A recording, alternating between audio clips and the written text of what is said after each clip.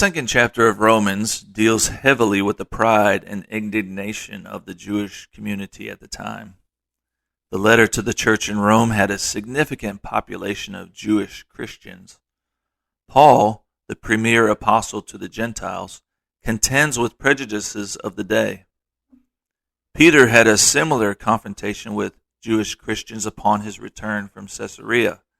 He witnessed the Spirit fall upon the Gentiles at Cornelius' house and commanded them to be baptized in the name of the Lord. When he returned to Jerusalem, those circumcised were astonished that Peter went into their house and ate with them. After explaining his vision and the events that had taken place, the tormentors held their peace, glorified God, and accepted that God was big enough to grant salvation to all men.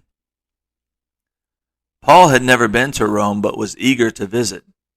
Most commentaries note Paul's plan outlined in Romans 15 to journey to Spain and how the letter may have been a preemptive plea for sponsorship from the Romans.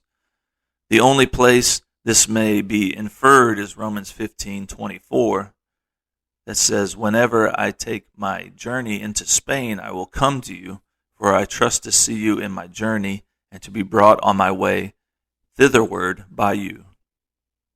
This wording may simply reference spending time in Rome and the safety of the church there that it would provide.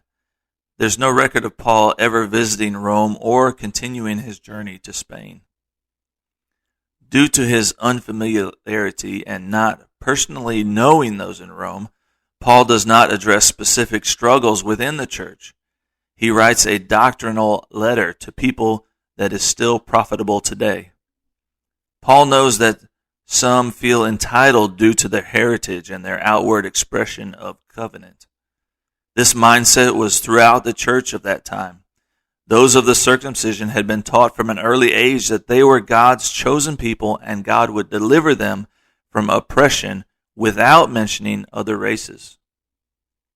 Paul then corresponds to the Roman church to stop any preconceived notions, knowing he would have to address this when he arrived. He writes, "For he is not a Jew, which is one outwardly, neither is that circumcision which is outward in the flesh, but he is a Jew which is one inwardly, and circumcision that is of the heart, in the spirit and not in the letter, whose praise is not of men but of God." Romans 2:28 and 29. I do not find Paul's reference to the Christian here as a Jew offensive. We have been adopted into the family of God as sons and daughters. We have been made joint heirs with Christ. We are grafted into Abrahamic covenant and promise that all nations shall be blessed. I accept this, especially in the light of the verse above. The Christian is one who inwardly is devoted to Jesus. Following the letter of the law and making an outward spectacle of yourself for boasting's sake is not what it's about, and you have your reward. We should be a separate people and show mercy to our fellow man, but in a way that God is the recipient of the glory.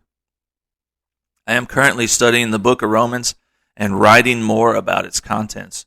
Was Paul's attempt to lure the church of Rome away from their prejudices successful? I'm not sure. I can attest that the lessons we receive from Romans today are treasures of great worth.